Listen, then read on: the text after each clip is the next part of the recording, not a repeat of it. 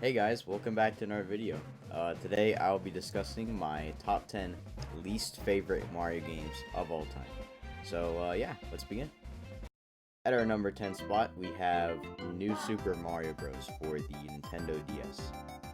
Now, don't get me wrong, I do enjoy this game. You know, it's fun. It's just that I feel like for a Mario game, it doesn't have a whole lot going for it. I do understand that this game has really good gameplay, and I'm not saying it doesn't. It does have good gameplay. And I do like how you fight enemies in this game. I do like the use of power-ups. You know, you have like the Mega Mushroom and like that blue shell thing, you know. I think that's really cool. I think that's really interesting, you know. But in terms of like full-fledged Mario experiences, I didn't really enjoy this one that much. But I still can see why people like it, so that's why it's at the number 10 spot. I don't really have much else to say about it. It's a pretty good game. It's just that I think it definitely deserves a spot on this list because I don't think it quite reaches what I've experienced in the past in terms of the game being good. But it's still good, don't get me wrong. If you want to be at this game, I do recommend it because it's a really good game for the DS, and it was a good game first time. But that's just how I feel about it. At our number 9 spot, we have New Super Mario Bros. 2. So, the sequel to the game that I just mentioned. Wow.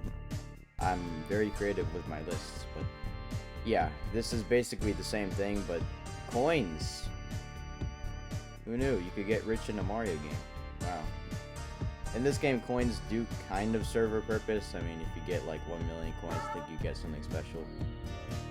But that's about it. You just basically do the same thing you did in New Super Mario Bros. But coins. So I mean I'm not joking. That's literally about it. Kind of bland if you ask me. But I do like the aspect of you gotta get all these coins, and coins actually have a purpose now. And there's like a coin box and like a gold flower. That's pretty cool, I guess. But yeah, that's about it. For our number 8 spot, we have Super Paper Mario. Now, this may be a bit controversial. I don't really have a lot of fun playing this game. But I do enjoy the Paper Mario games like Paper Mario the Thousand Year Door and the new one, the Origami King one. I do enjoy those. Well, I haven't actually played Origami King, but from what I've seen, it looks really good.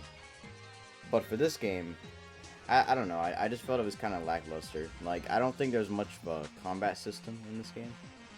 There is a combat system, but I just didn't think it was quite there in terms of combat systems and combat in general. I do think the game has a nice flow. I do think the game has pretty good visuals and graphics. And I do think it's actually pretty good when it comes to story. I do think the story was executed pretty well here. But in terms of enjoyment, I kind of found myself getting a bit bored in some sections. Not all sections. There are some good sections in this game, don't get me wrong. And it definitely gets a lot better as you progress. But I do feel like they could have made it a bit better starting out than how it actually is starting out. But all in all, it's a good game. If you want to get it for the Wii or whatever, then you should. Because I promise it's a pretty good experience. For our number 7 spot, we have Paper Mario Color Splash. Now, you may be confused as to why this isn't higher on the list, because from what I've seen, a lot of people actually hate this game as much as the number 1 spot in this list. But I honestly didn't think it was that bad. Yeah, you know, it has a pretty generic story. Yeah, the characters don't have much development. Yeah, it's on Wii U. But I don't know. I did find it actually kind of enjoyable. And I did actually find myself enjoying a lot of the parts of this game. And I really did like the painting mechanic, you know. But after a while, I do agree that it did get kind of boring, having to go around and get more paint, and then like you paint your cards, and that's about it. I mean, paint definitely serves a purpose. It's not just kind of there for plot reasons, but I don't know. It can be kind of a pain when you have to rely on the paint a lot, from what I've seen and remember anyway. This may be wrong, but I think Color Splash is alright, and it's just that. Alright. And I also really like it when games have plots that kind of revolve around like colors and stuff.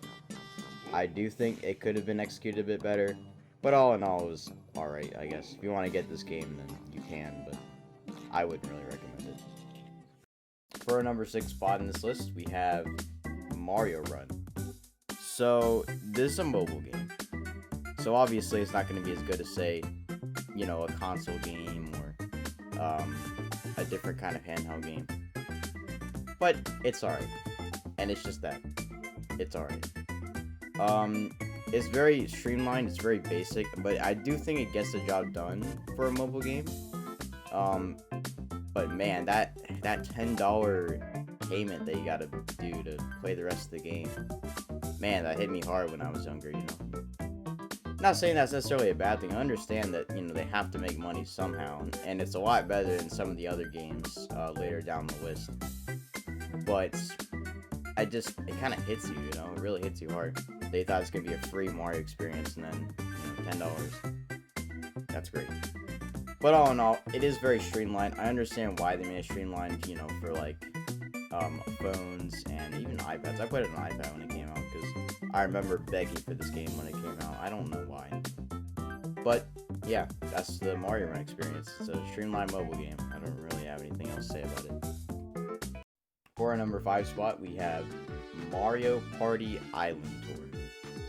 So, think about Mario Party games for a second, if you will. Mario Party games are designed to be fun. They're designed to be played with other people. They're designed to be an enjoyable experience for all.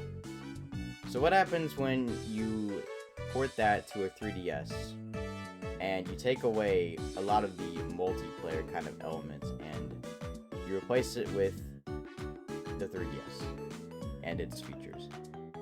Now you have Mario Party Island Tour. Now don't get me wrong, I do enjoy Mario Party games like on the DS. Like I enjoyed it on the original DS. But for the 3DS, I don't know. I don't think I enjoyed it as much as the one for the DS. I do feel like it was kind of lacking a few features and it was just pretty lackluster overall. I would say if you want a Mario Party game, don't get this game. It's not terrible, but it's not great either. And that's about all I have to say. It's just not really that good. For our number 4 spot, we have Mario Party Star Rush. So, think of Island Tour, but worse somehow. That's basically what Star Rush is. I don't really know what else to say about it. It's just Island Tour, but like worse. I don't really know why they made this. Well, okay, there's always money, but you know, I don't really enjoy it. I have it on my 3DS, and when I played it, I always felt like Island Tour was better. So I really never played it. And I have good reasoning for that, you know, I just didn't like the game, but man, it's just, I don't know what they're doing with Mario Party, you know, on handheld devices. It just doesn't feel right. It's meant more for like, you know, like the Switch or something, where you have Joy-Cons and stuff, you know. For the 3DS, it just doesn't feel right, and that's one of the reasons why I feel like this really doesn't belong at all, actually. Ah, man, I wish they improved the Mario Party games on handheld. Well, I mean, you have the Switch version, but I can make a more video on that. For the number 3 spot, we have Mario Kart Tour. So, I like Mario Kart games, right? I like Mario.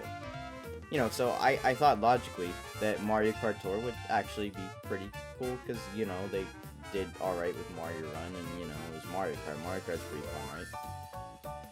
And then I got this game. I was super hyped for it, by the way. Like, when it came out, the hype was real, and this was played all throughout my school for, like, the first week that it came out. But then people stopped playing it, and even I stopped playing it, and I think there's a good reason why. So, you know, when you think of Mario, you usually don't think of, like, money being associated with Mario. Not usually. You want to know a funny fact about this game? You want to know a funny fact? It has microtransactions. Yeah, you heard me right. This is a Mario game with microtransactions. You gotta pay for these freaking tickets or whatever. And guess what? There's loot boxes too.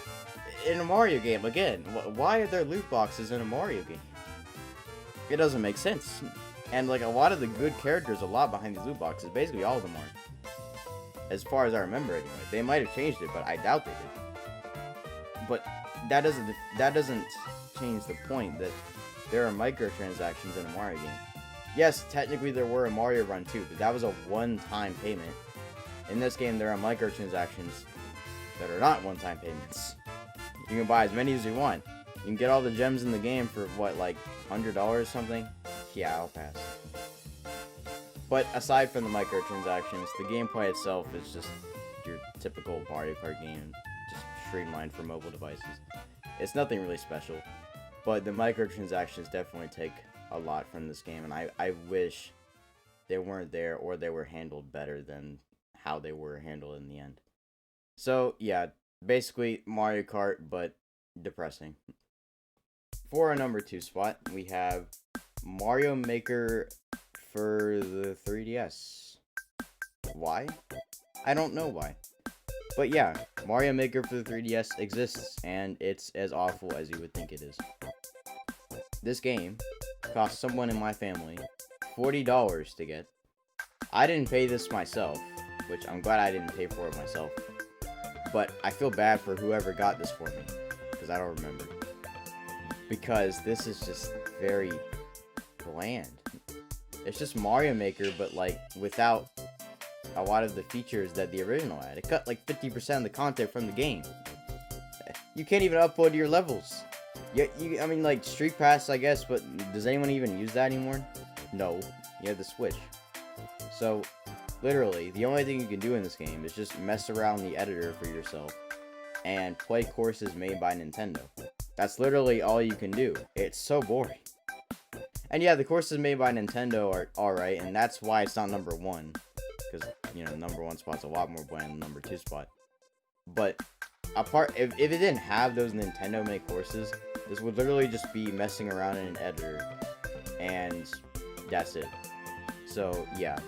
This is a very basic and very generic Mario game. And what I would consider one of the worst ports of all time. It's just bland. I just wish they added more, and this is honestly just a waste of money. Don't buy this game. Do not. But now, for the number 1 spot, we have probably the worst Mario game in existence, and I think you probably know what I'm going to put up here. But if you don't, I'm going to tell you right now. Paper Mario Sticker Star. Yes, you probably could have guessed that I would have put this up here, but if you didn't, well, now you know. Paper Mario Sticker Star is about as bland and boring and generic as a Mario game can ever get. This game is set around stickers. You have a sticker crown who guides you, and you have to remove the stickers, and you fight with stickers, and stickers. Yeah, it's literally the entire plot of the game explained in this one video. I'm not joking. Look up videos of this. You'll see what I mean. This game is so bland. I wish they could have done this any better than how they did it. It's such a bland, boring, generic experience. It doesn't feel like a Paper Mario game or a Mario game at all, actually. It's just boring, and it's just there to be there. It doesn't have anything going for it, really. It's just, hey, it's Mario, and he's paper, and wow, look, there's stickers. Wow, stickers are cool. You know, it's literally just that. I explained the entire plot, story, characters, and gameplay in this one video, and this wasn't even a whole video dedicated about it. But yeah, this goes without saying that Paper Mario Sticker Star is by far the worst game in existence when talking about Mario, and especially Paper Mario. This game is a huge disappointment, and I wish they could have done it any better than how they did it in the end. But yeah, that's about it.